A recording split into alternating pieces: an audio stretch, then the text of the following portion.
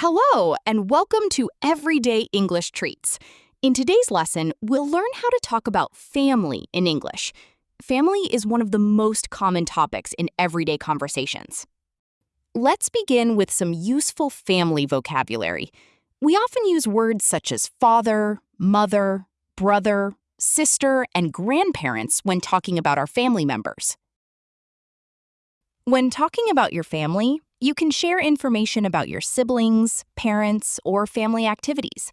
For example, you can say, I have one brother, or my parents live in London. Now it's your turn. Try talking about your family. How many siblings do you have? Who do you live with? What activities do you enjoy doing together? Keep practicing and build your confidence one conversation at a time. Happy learning with Everyday English Treats. If you enjoyed this lesson, don't forget to like, subscribe, and turn on notifications so you never miss a new video. Until next time, take care and keep practicing your English.